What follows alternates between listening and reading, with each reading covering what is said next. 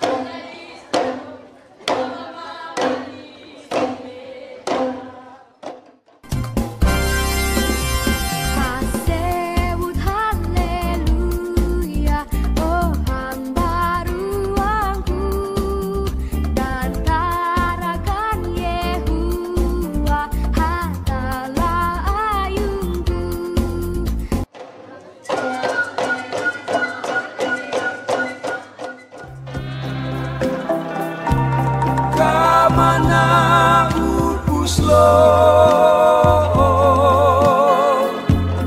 harus sama Raja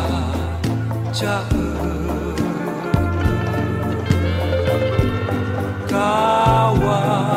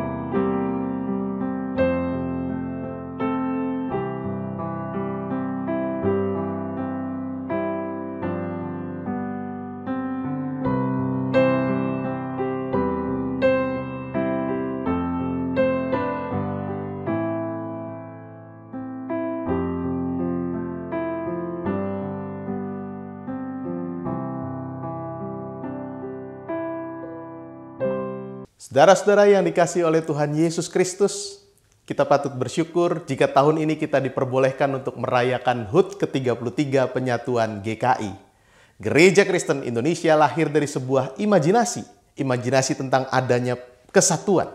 Pertama-tama tentu kesatuan gereja, sebagaimana harapan Tuhan Yesus dalam doanya supaya mereka semua menjadi satu. Kita harus mengakui ada banyak kepelbagaian di tengah hidup ini. Kepelbagaian yang tampak dalam kehidupan terlalu rawan untuk dibiarkan begitu saja. Nafsu pengagungan diri mudah mencuat di tengah kepelbagaian dengan akibat peniadaan terhadap yang lain. Kalau ini yang terjadi, salahnya bukan terletak pada kepelbagaian yang ada di tengah hidup ini sendiri. Salahnya adalah keengganan untuk berimajinasi bahwa yang beragam itu juga terhubung satu dengan yang lain. Hubungan yang sebenarnya saling bergantung. Tetapi kebergantungan tersebut tidak selalu kasat mata. Maka butuh imajinasi untuk mengakui dan mengamininya. Selanjutnya, imajinasi tentang kesatuan hidup juga dibutuhkan untuk memajukan peradaban. Peradaban bisa maju jika manusia mampu menjawab tantangan dengan kreativitas. Saat ini GKI menghadapi berbagai tantangan. Tantangan itu sifatnya internal dan eksternal. Yang internal antara lain konflik-konflik antar kelompok dan antar individu. Tidak perlu malu untuk mengakuinya. Sekalipun semua menghayati panggilannya sebagai pelayan dan bertekad untuk melayani Tuhan dengan sepenuh hati. Namun karena alasan tertentu ada saja yang berkonflik. Penatua dengan pendeta, pendeta dengan pendeta, anggota jemaat dengan anggota jemaat dan sebagainya. Sebab konfliknya juga macam-macam. Mulai dari yang sepele atau seharusnya sepele, sampai dengan yang prinsip atau dikesankan sebagai prinsip. Apalagi di masa pandemi yang berkepanjangan ini semakin banyak orang yang gelisah, bahkan terganggu jiwanya. Teori konspirasi laku keras, sikap orang bisa menjadi ekstrim, situasi politik menjadi panas. Tidak hanya di Indonesia, di negara-negara lain juga begitu. Apakah GKI mampu menghadapi tantangan-tantangan tersebut secara kreatif? Tidak ada satupun yang bisa menjawab dengan kepastian. Potensi memang ada. Salah satunya adalah yang datang dari pengalaman selama 33 tahun ini.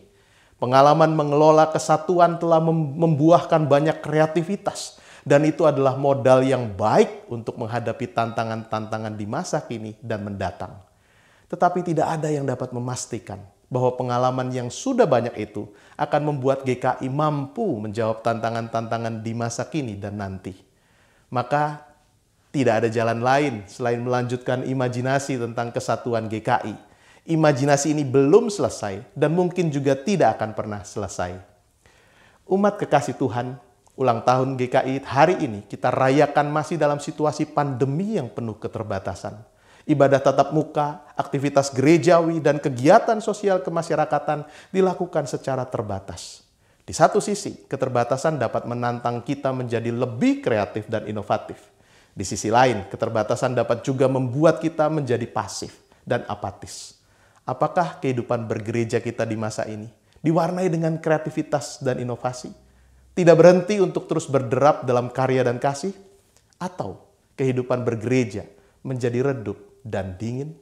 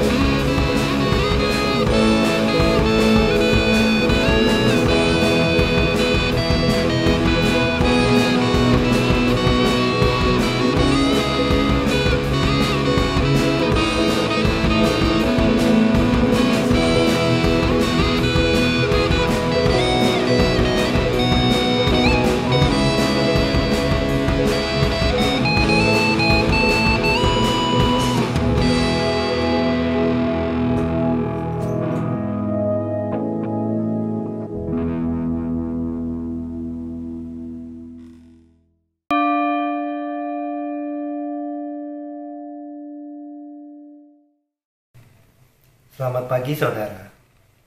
Semoga kita semua dalam keadaan yang luar biasa pagi. sehingga kita semua bersuka cita karena anugerah-Nya.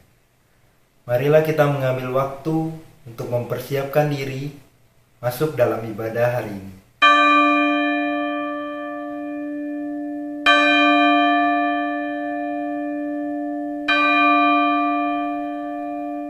Bersukaku masuki bait kudus-Nya.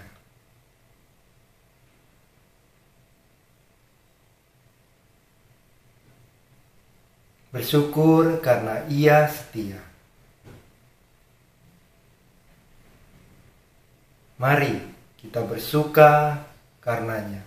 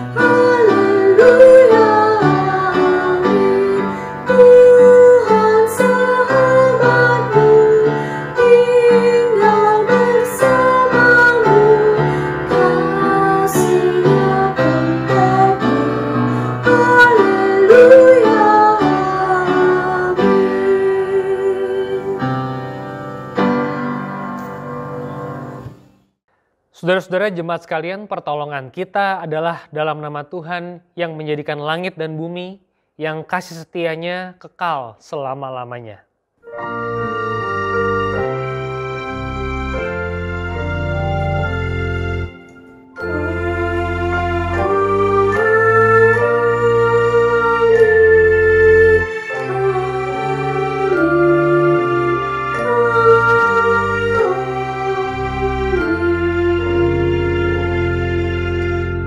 Salam kasih karunia dan damai sejahtera dari Allah, Bapa kita dan dari Tuhan Yesus Kristus menyertai saudara sekalian.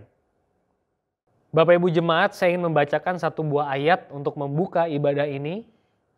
Matius 5 ayat yang ke-6, berbahagialah orang yang haus dan lapar akan kebenaran, karena mereka akan dipuaskan.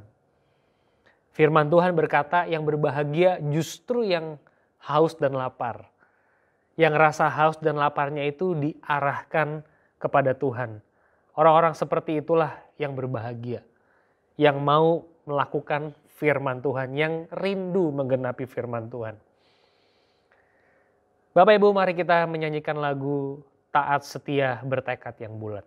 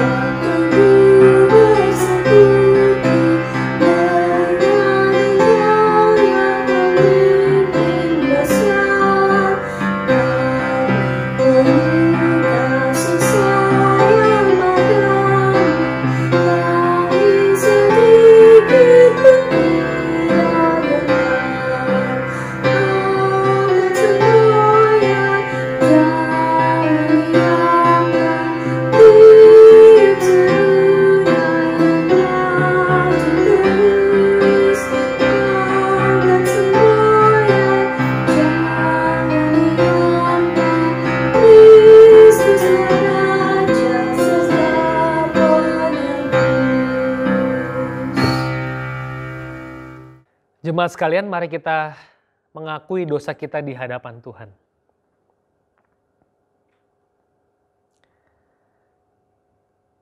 Bapa, ampunilah kami untuk dosa-dosa kami. Kami rindu memiliki self-reflection yang kuat, sehingga kami tahu apa kelemahan kami, titik-titik kejatuhan kami. Kami justru menjadi berkat, bukan menjadi batu sandungan bagi banyak orang. Tuhan, terangi hati kami dengan cahaya kebenaran Kristus. Sehingga selama kami hidup, dan kalau Tuhan izinkan kami hidup, kami sungguh-sungguh memanifestasikan Kristus. Kristus semakin dimuliakan dalam hidup kami. Ini kerinduan kami, Tuhan. Dengarlah doa pengakuan dosa kami, transformasilah hati kami, Tuhan. Dalam nama Yesus kami berdoa. Amin.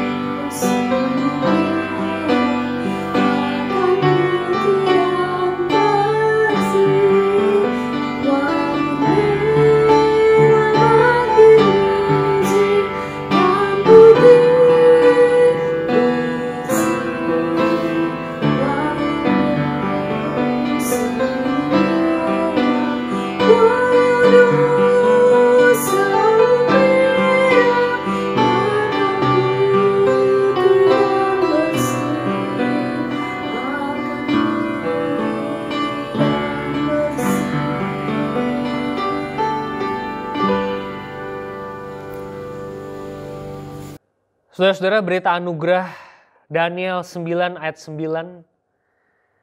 Pada Tuhan Allah kami ada kesayangan dan keampunan, walaupun kami telah memberontak terhadap Dia.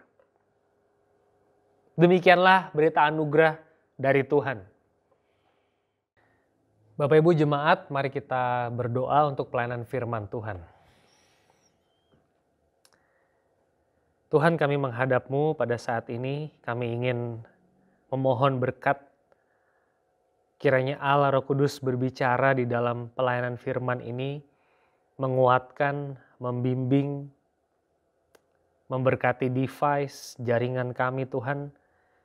Perangkat-perangkat ini menolong kami untuk menyerap kebenaran firman-Mu.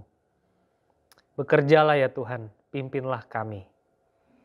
Di dalam nama-Mu Yesus kami berdoa. Amin. Bapak Ibu Saudara, pada hari ini pembacaan Alkitab dari Galatia pasal 6 ayat 10 sampai 18. Karena itu selama masih ada kesempatan bagi kita, marilah kita berbuat baik kepada semua orang, tapi terutama kepada kawan-kawan kita seiman. Lihatlah bagaimana besarnya huruf-huruf yang kutulis kepadamu dengan tanganku sendiri. Mereka yang secara lahiriah suka menonjolkan diri, merekalah yang berusaha memaksa kamu untuk bersunat. Hanya dengan maksud supaya mereka tidak dianiaya karena salib Kristus. Sebab mereka yang menyunatkan dirinya pun tidak memelihara hukum Taurat. Tapi mereka menghendaki supaya kamu menyunatkan diri, agar mereka dapat bermegah atas keadaanmu yang lahiriah. Tetapi aku sekali-kali tidak mau bermegah selain dalam salib Tuhan kita Yesus Kristus. Sebab olehnya dunia telah disalibkan bagiku dan aku bagi dunia. Sebab bersunat atau tidak bersunat tidak ada artinya. Tapi menjadi ciptaan baru, itulah yang ada artinya. Dan semua orang yang memberi dirinya dipimpin oleh patokan ini, turunlah kiranya damai sejahtera dan rahmat atas mereka dan atas Israel milik Allah. Selanjutnya janganlah ada orang yang menyusahkan aku, karena pada tubuhku ada tanda-tanda milik Yesus. Kasih karunia Tuhan kita Yesus Kristus menyertai roh kamu, saudara-saudara. Amin. Demikianlah pembacaan Alkitab, berbahagia kita yang membaca dan memeliharanya. Haleluya.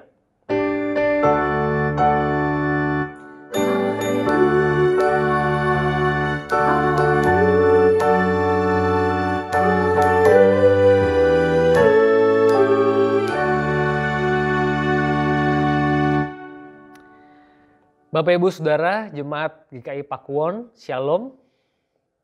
Terima kasih untuk kesempatan yang diberikan secara online dan saya recording dari tempat saya untuk bisa berbagi firman dengan Bapak Ibu sekalian. Saya diberikan tema dari Majelis Jemaat, perlengkapi diri menang di dalam peperangan. Dari Galatia pasal 6 ayat 10 sampai 18. Bapak Ibu Saudara, perlengkapi diri menang dalam peperangan. Ya. Apa sih yang saudara dan saya bayangkan tentang kemenangan? Menang. Menang. Kita mendapatkan victory itu, kita mendapatkan glorifikasi, kita mendapatkan, saya bisa bayangkan pleasure, kita mendapatkan comfort, kita mendapatkan rasa enak karena kita menang, karena kita merdeka. Kita sedang dalam masa perayaan hari Minggu ini, kita sedang ada masih dalam rangka kemerdekaan Republik Indonesia. Apa yang saudara bayangkan tentang menang? Ini perlu saudara harus jawab nih. Bapak Ibu, saya ingin mengawali khotbah ini dengan cerita mengenai Akiditio. Bapak Ibu udah tahu kan? Ada orang namanya Akiditio, sudah almarhum, sudah meninggal. Keluarganya berkomitmen memberikan 2 triliun kepada pemerintah untuk mengatasi pandemi COVID-19.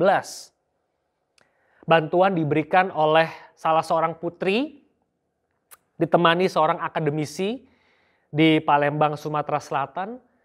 Bantuan diterima oleh representasi pemerintah Kapolda Sumatera Selatan. Saudara, ternyata bantuan yang diberikan itu, 2 triliun itu adalah bantuan bodong. 2 triliun itu nggak ada, saudara-saudara. Saudara, waktu saya mengikuti berita ini, saya termasuk orang yang optimis. Wow, 2 triliun, ini bukan bantuan yang main-main. Saya pikir-pikir wajarlah, orang Indo yang kaya-kaya juga banyak. Yang hartanya 20-an triliun. Jadi 2 triliun itu paling baru 10%, ya that's fine lah. Saya termasuk orang yang percaya, Bapak Ibu sekalian. Di tengah-tengah berita-berita ini, para pejabat teras Republik Indonesia juga waktu itu percaya.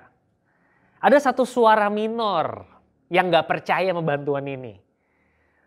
Dan saudara bisa bayangkan kalau ada orang gak percaya sama hal-hal yang mulia, hal-hal yang pleasure, comfort gitu kan ya. Itu dibully, dimaki-maki oleh netizen. Orang itu namanya adalah Hamid Awaludin.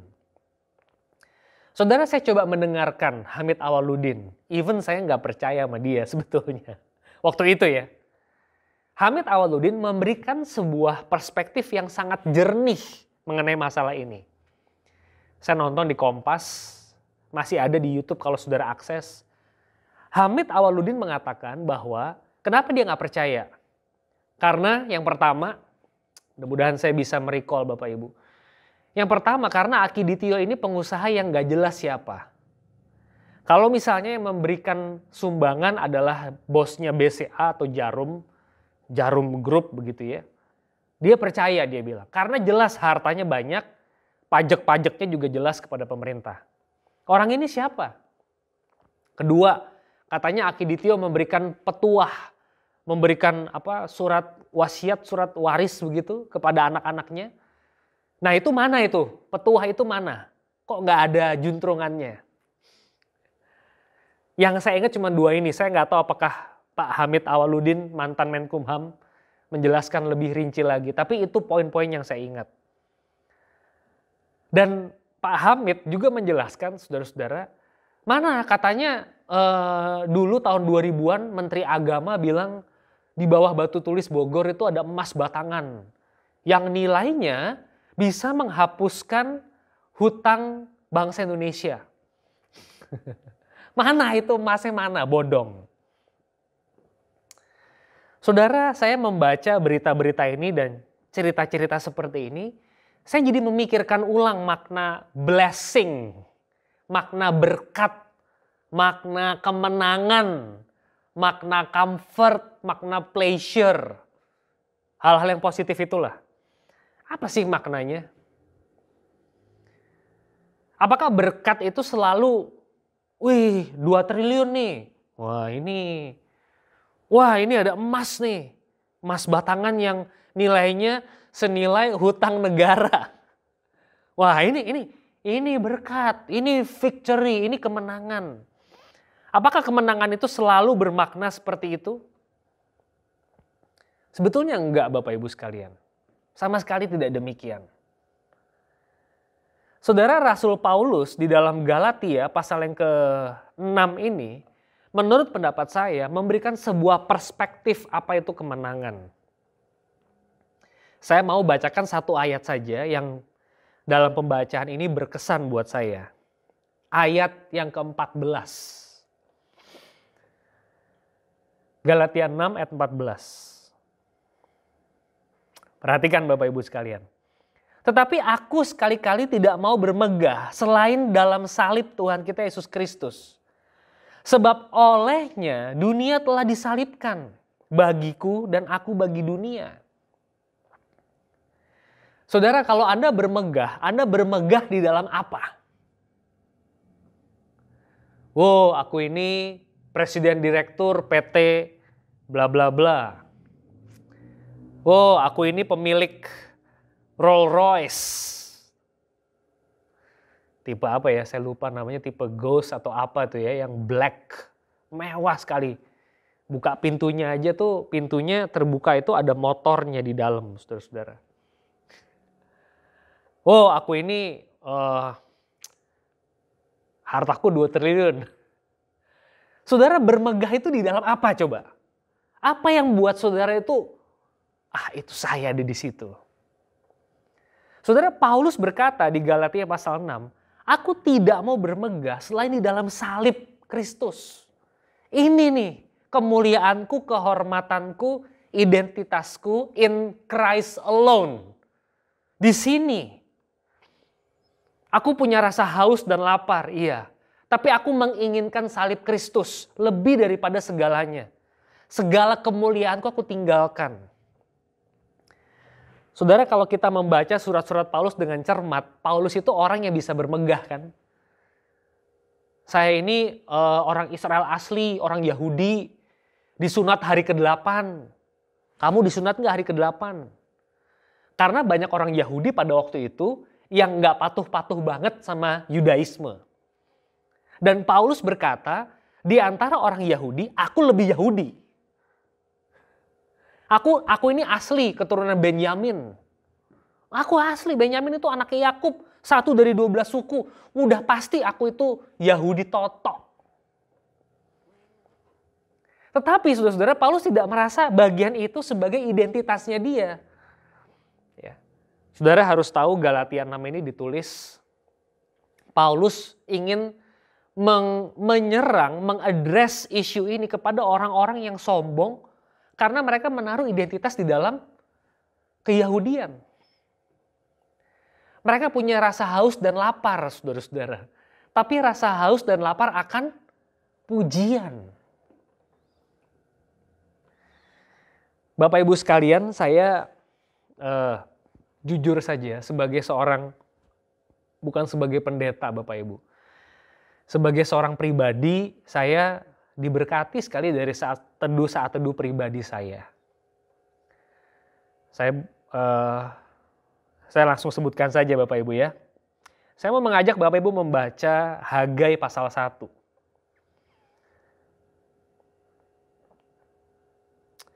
Hagai pasal 1 ayat yang ke-6. Ini beberapa bahan Alkitab yang saya baca sebelum hari ini dalam devosi-devosi pribadi saya. Hagai 1 ayat 6. Kamu menabur banyak tapi membawa pulang hasil sedikit. Kamu makan tapi tidak sampai kenyang.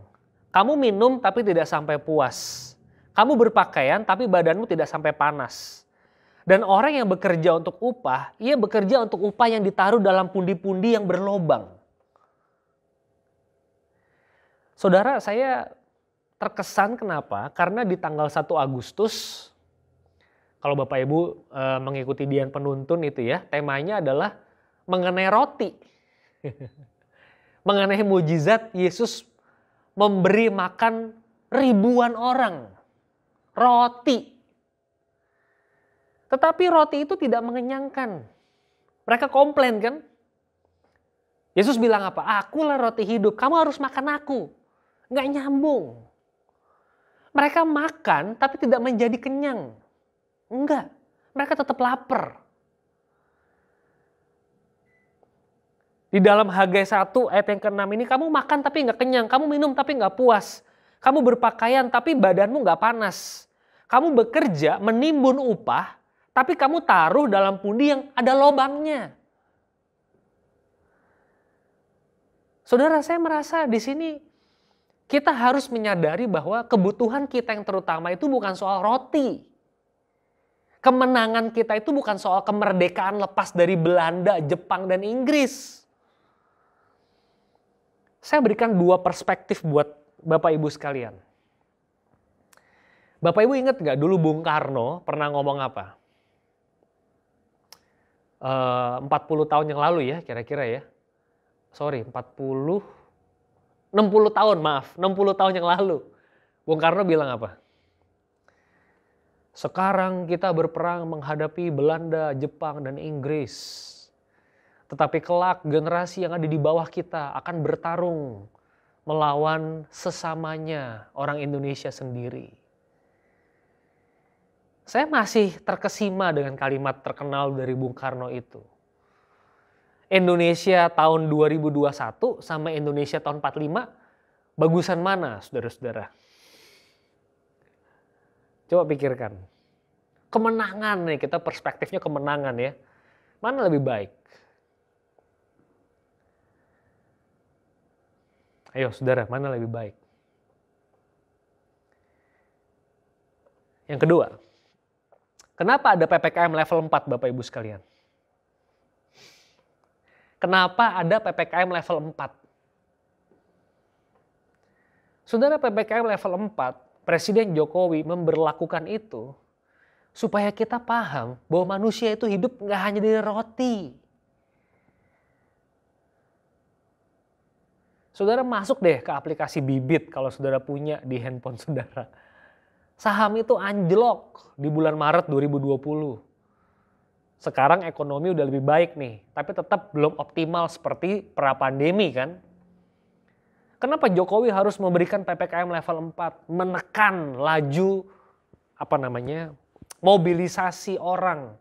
Mal ditutup, hanya boleh 25%. Ini kan mengakibatkan perekonomian mandek tersendat, Pak. Untuk menunjukkan kepada kita bahwa manusia hidup tidak hanya dari roti saja. Emas kita, pertambahan investasinya mesti dihambat sedikit. Dengan tujuan supaya vaskes, rumah sakit, nakes nggak kolaps. Kalau ini kolaps, mati kita semua. Untuk recording begini aja nggak bisa. Kenapa mesti dihambat? Supaya kita hidup, saudara-saudara. Satu lagi, ayat saat teduh saya yang saya kira perlu dapat perhatian Bapak Ibu. Dari Ulangan pasal 8. Ayat 1 sampai 3. Segenap perintah ku sampaikan kepadamu pada hari ini haruslah kamu lakukan dengan setia. Supaya kamu hidup, bertambah banyak, memasuki serta menduduki negeri yang dijanjikan Tuhan dengan sumpah kepada nenek moyangmu. Ingatlah kepada seluruh perjalanan yang kau lakukan atas kehendak Tuhan Allahmu di padang gurun selama 40 tahun ini dengan maksud merendahkan hatimu, mencobai engkau untuk mengetahui apa yang ada dalam hatimu. Apakah engkau berpegang pada perintahnya atau tidak? Jadi ia merendahkan hatimu, membiarkan kau lapar, memberi engkau makan mana yang tidak kau kenal dan yang juga tidak dikenal oleh nenek moyangmu. Untuk membuat engkau mengerti bahwa manusia hidup bukan dari roti saja, tapi manusia hidup dari segala yang diucapkan Tuhan. Saudara, mana itu jenis roti yang kagak ada duanya waktu itu? Wih Pak, gak ada duanya, enak banget Pak. Waktu pertama makan iya, tapi lama-kelamaan mereka menjadi bosan. Tetapi poinnya apa saudara? Saudara tajam gak memperhatikan? Poinnya apa? Mereka tidak kelaparan. Dengar poinnya baik-baik. Mereka tidak kelaparan. Wis kamu tuh yang nurut toh sama aku. Tuhan ngomong itu. Kamu tuh manut toh. Kamu nurut. Kamu akan hidup. Kamu akan masuk tanah Kanaan itu. Saya kasih kamu roti untuk merendahkan hatimu. Supaya manusia sadar dia hidup tidak hanya dari roti saja. Saudara perhatikan, kalimat ini disampaikan waktu mereka kenyang apa lapar? Waktu mereka kenyang, bukan waktu mereka lapar. Kenapa Pak? Kok Bapak kok ngomong gitu? Karena Israel udah kenyang juga ngomel. Sudah baca deh perjanjian lama. Udah kenyang juga ngomel mereka. Nggak puas. Dan Musa di sini berkata di kitab Ulangan. Dia mengulang. Kenapa sih diizinkan semuanya ini? Supaya kamu sadar bahwa manusia itu hidup nggak hanya dari roti. Tapi juga dari firman Allah. Kebutuhan kita yang terutama saudara-saudara bukan ekonomi saja. Kita butuh dokter semua. Kita butuh rumah sakit. Kita butuh obat. Kita butuh farmasi. Ini bagian yang kita nggak pernah ambil. Sekarang kita mesti ambil. Vitamin yang kita abaikan, kita sekarang minum. Olahraga yang selama ini kita hindari, kita lakukan. Saya jadi mikir ya Bapak Ibu ya. Lebih baik ada COVID atau tidak ada COVID. Saya mau memprovokasi Bapak Ibu sekalian. Kemenangan. Kapan Pak kemenangan kalau pandemi ini selesai? Jangan-jangan Tuhan tidak mau selesai. Saya mau mengganggu pikiran Bapak Ibu sekalian. Apa sih kemenangan itu? Oh iya Pak, nanti Pak 2022 kurvanya turun, pandeminya berakhir. Saya mendoakan itu saudara-saudara. Saya mendoakan itu. Tapi waktu mempersiapkan khotbah ini saya juga jadi mikir. Kemenangan itu apa? Kebahagiaan itu apa? Berbahagialah orang yang haus dan lapar akan kebenaran. Karena mereka akan dipuaskan. Apa makna Tuhan Yesus bilang di sini? Yang berbahagia itu justru yang haus dan lapar akan kebenaran, akan aku. Saudara, lagi-lagi saya sharing saat teduh saya, saudara ya. Di dalam saat teduh saya minggu yang lalu, saya baca Yesaya. Saya tuh berpikir gini Bapak Ibu. Kita lagi menuju kemerdekaan Indonesia ke-100, 2045. Indonesia kan ulang tahun ke-100. Artinya Indonesia udah 100 tahun bebas dari penjajah. Hidup dengan bebas, dengan kemerdekaan. Apa yang saudara mimpikan Indonesia 100 tahun? Saudara pengen Indonesia kayak apa? Saya sering bicara sama istri saya pengen banget Indonesia tuh kayak Singapura. Ada MRT, LRT, terintegrasi satu platform, bisa MRT, bisa LRT, satu kartu buat semua. Bisa masuk Sentosa Island juga pakai kartu itu. Di sini kita masih ribut, ini kamu pakai e-money apa flash? Apa kamu BNI Tap Cash? Ribet. Tapi di sana itu satu tap kayak one stop shopping. Satu kali masuk jebret semua masalah tuh beres. Saya lihat negara ini rapi banget saudara-saudara. Saudara, di dalam saat teduh itu ayatnya bunyinya gini saudara. Yesaya 33 5-6. Tuhan tinggi luhur sebab ia tinggal di tempat tinggi. Ia membuat Sion penuh keadilan dan kebenaran. Masa keamanan akan tiba bagimu. Kekayaan yang menyelamatkan ialah hikmat dan pengetahuan. Takut akan Tuhan itulah harta benda Sion. Kekayaan yang menyelamatkan ialah hikmat dan pengetahuan. Harta benda Sion apa? Keadilan dan kebenaran. Wah, saudara, waktu saya ngerenungin ini, saya merasa Tuhan menegur saya. Indonesia 2045, saya berharap ada kebenaran dan keadilan lebih lagi di negara ini. Nggak seperti yang hari ini.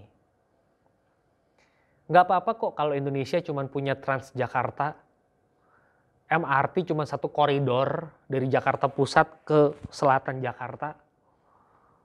Buat saya, that's fine. Selama kebenaran dan keadilan dijumpai di negeri ini.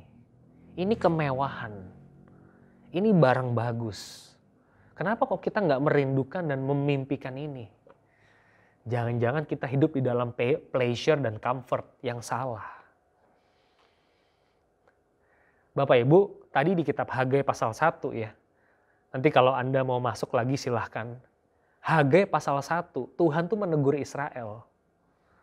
Kamu kok nggak bangun rumah aku sih, rumahku, bait suciku. Kamu kok bangun rumahmu sendiri. Kamu tuh makan tapi nggak pernah puas. Minum nggak pernah kenyang, minum nggak pernah seger. Saudara, mereka pikir mereka hidupnya tenang, nyaman, damai. Tapi Tuhan bilang kamu tuh ngaco. Damai sejahteramu itu semu, palsu. Saudara, saya berharap saudara merindukan negara yang seperti itu. Saudara bayangin lah ya, saudara tinggal di klaster mewah. Kalau masuk mesti pakai tab, kalau enggak tinggalin KTP. Tapi di situ warganya suka berantem. Masalah-masalah kecil diributin. 17 Agustus nggak mau pasang bendera. Bayangin saudara tinggal di lingkup perumahan yang nggak ada kartunya, nggak di tap in tap out. Warganya siskamling, tapi rukun di situ. Kompak. Bikin lapangan bulu tangkis bareng. Main bulu tangkis bareng. Uang iurannya juga cuman buat sampah doang, keamanan, kecil lah. Kalau yang ini kan mahal, karena satpamnya banyak. Saudara mau tinggal di tempat yang kayak apa coba?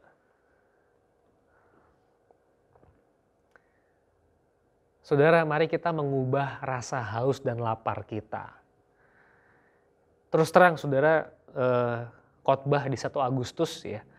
Saya khotbah di 1 Agustus, itu sangat nggak tahu nempel sampai sekarang. Yang Tuhan inginkan, saudara dan saya punya rasa haus dan lapar akan Tuhan. Saudara, kita ini manusia, kita nggak bisa nggak haus dan nggak lapar tuh nggak bisa. Kalau saudara mau jadi orang yang nggak haus dan nggak lapar, artinya saudara jadi robot. Atau saya sampai pelajari Bapak Ibu, saya sampai baca artikel-artikel, orang bisa tidak lapar kalau dia anoreksia. Atau dia starvation, kelaparan sampai busung lapar. Itu anak yang seperti itu ya, Bapak Ibu mungkin pernah lihat gambar anak busung lapar. Itu nggak punya lagi taste, nggak punya lagi hunger and thirsty, nggak punya. Tapi orang kayak gitu blessed nggak? Berbahagia nggak? Enggak, itu orang sakit. Yang berbahagia itu orang yang haus dan lapar akan kebenaran. Identitasku aku taruh dalam Kristus Yesus. Kalau pakai bahasanya Paulus. Dan Tuhan mengatakan, saudara-saudara, saya mau menutup dengan bagian ini. Tuhan berkata, minumlah darahku, makanlah tubuhku. Tuhan suruh kita makan dan minum nggak? Suruh. Tuhan suruh kita mempraktekkan perjamuan kudus. Supaya kita punya rasa haus dan lapar akan Tuhan. Berbahagialah saudara yang haus dan lapar. Saudara pernah nggak, Pak, saya lagi kering rohani nih. Saya lagi kok rasa Tuhan jauh dari saya. Kalau ada jemaat datang ke saya ngomong seperti itu, saya mau bilang, blessed. Berbahagia, Bu. Karena ibu pernah merasakan hangatnya cinta kasih Allah. Saya juga mau memperingatkan Bapak Ibu sekalian yang selama ini tidak pernah merasakan kekeringan rohani. Saya duga Anda juga gak pernah ngerasa Tuhan bicara sama Anda. Hidup spiritualitas itu ya datar aja gitu saudara. Dia flat aja begitu. Saudara tidak mengenal Tuhan dengan seutuhnya.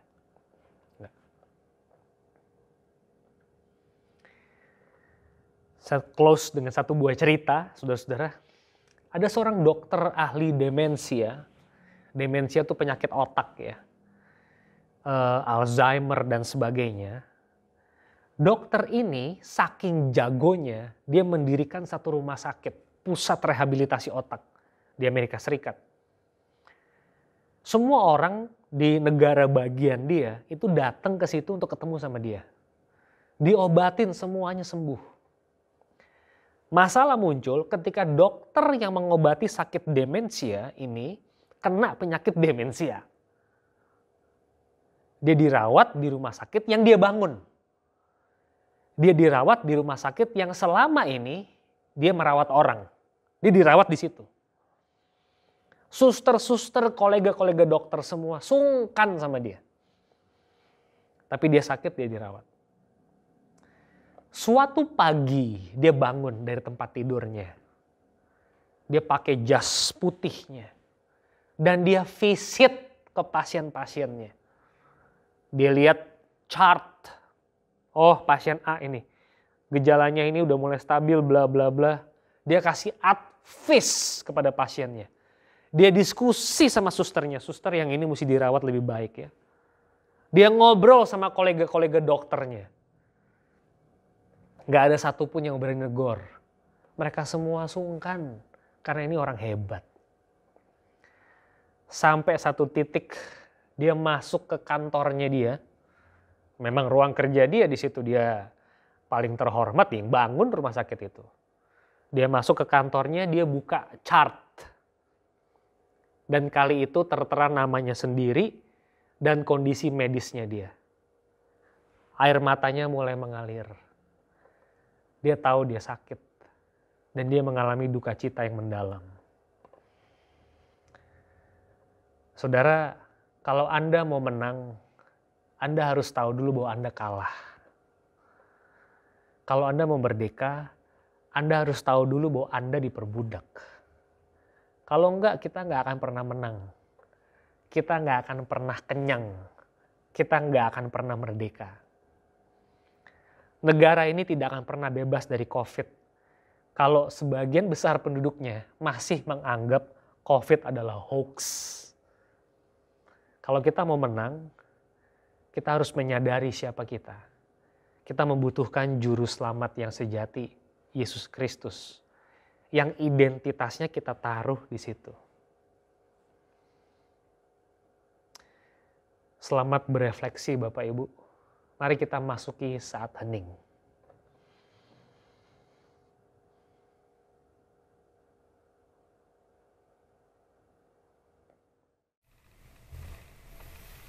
Umat Allah, dimanapun saat ini saudara berada, marilah bersama dengan umat Allah di masa lalu, masa kini, dan masa yang akan datang, mengingat pengakuan percaya kita.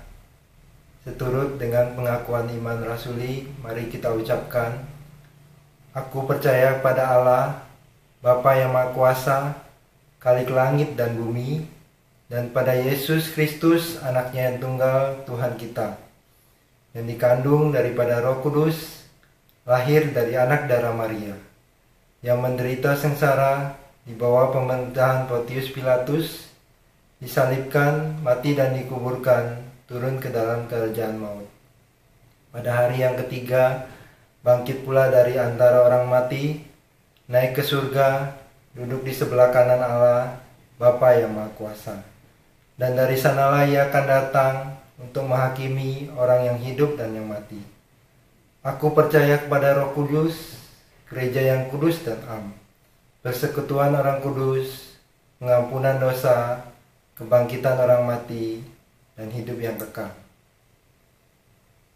Bapak Ibu Jemaat, mari kita menaikkan doa syafaat kita.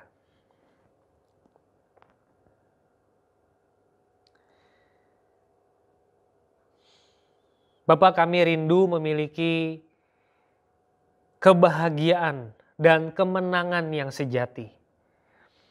Seperti Rasul Paulus yang mendasari hidupnya di dalam salib Yesus, di dalam pribadi Yesus. Kami rindu ya Tuhan, Engkau mengubah rasa haus dan lapar kami. Kami mengingini Kristus lebih dari segalanya. Tuhan, kami berdoa buat Indonesia yang belum lepas dari COVID. Kalau kami masih ada dalam kungkungan COVID Tuhan, biarlah Engkau memberkati kami tetap faithful sebagai umat Tuhan. Kami hidup menjadi panutan, teladan, mempengaruhi. Sehingga bangsa ini boleh disiplin menerapkan protokol dan sungguh-sungguh bisa bebas dari pandemi ini. Tuhan, kami berdoa buat jemaat GKI Pakuwon. Barangkali ada yang sakit, barangkali bergumul dengan COVID, ataupun kedukaan. Tuhan menyembuhkan, Tuhan menghibur. Sehingga boleh ada damai sejahtera di tengah-tengah jemaat ini. Meskipun pergumulan demi pergumulan tidak berhenti, tapi jemaat merasakan damai sejahtera, ketenangan di dalam Kristus. Berkati ya Tuhan. Hamba berdoa buat rohaniwan majelis GKI Pakuwon. Tuhan memberkati kepemimpinan mereka, pelayanan mereka. Betul-betul membawa damai, membawa berkat buat jemaat. Kami berdoa sekali lagi untuk Bapak Presiden Jokowi dan semua pemimpin. Tuhan menolong mereka menghidupi kebenaran dan keadilan. Sehingga Indonesia betul-betul ada di dalam situasi yang hangat. Kami mau hidup di sini dan kami tidak mau meninggalkan Indonesia.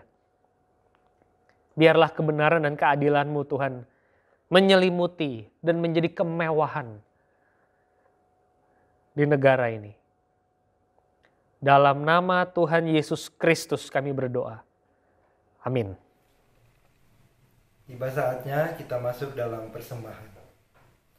Nats persembahan pada pagi hari ini terambil dari Filipi 4 ayatnya yang ke-6.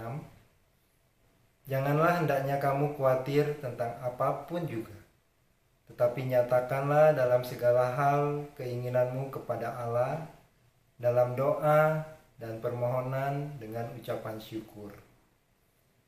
Marilah jemaat yang terkasih, kita membawa persembahan kita sebagai bentuk syukur kita. Persembahan dapat ditransfer ke rekening yang ada pada layar.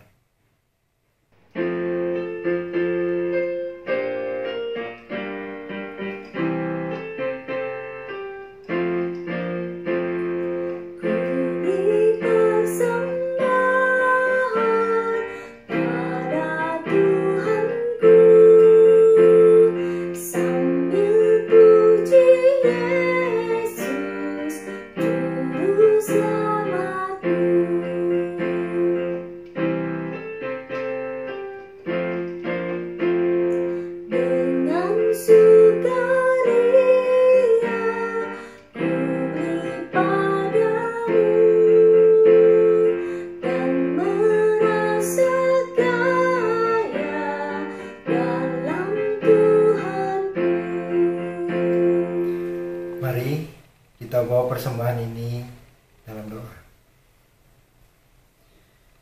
Tuhan Bapa yang Maha Baik, inilah persembahan kami minggu ini. Sungguh kami menyukurinya. Tuhan, kami terus bersyukur atas segala sesuatu yang terjadi dalam hidup kami. Apapun Tuhan, karena kami percaya Tuhan senantiasa mengasihi kami dengan cara Tuhan.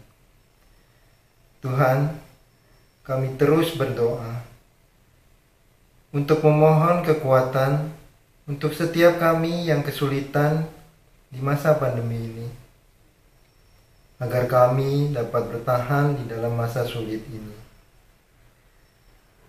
Kami memohon hati yang berbagi untuk setiap kami yang masih berkecukupan pada saat ini. Tuhan, kami terus berdoa, memohon hati yang peduli untuk taat menjalankan protokol kesehatan kapanpun dan dimanapun kami berada. Sebagai persembahan kami untuk kesehatan bangsa ini. Inilah syukur dan doa kami Tuhan, yang kami mohonkan di dalam nama Yesus Kristus. Amin.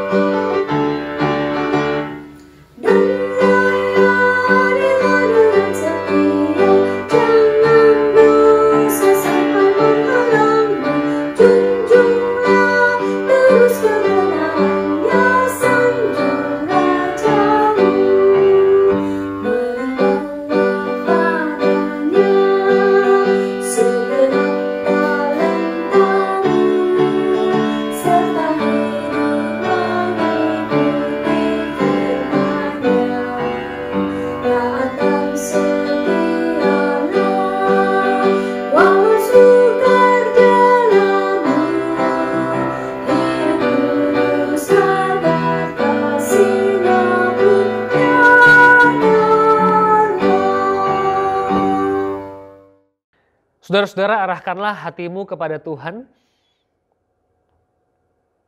Jadilah saksi Kristus. Terpujilah Tuhan. Tuhan memberkati engkau dan melindungi engkau. Tuhan menyinari engkau dengan wajahnya, memberi engkau kasih karunia. Tuhan menghadapkan wajahnya kepadamu, memberi engkau damai sejahtera. Amin.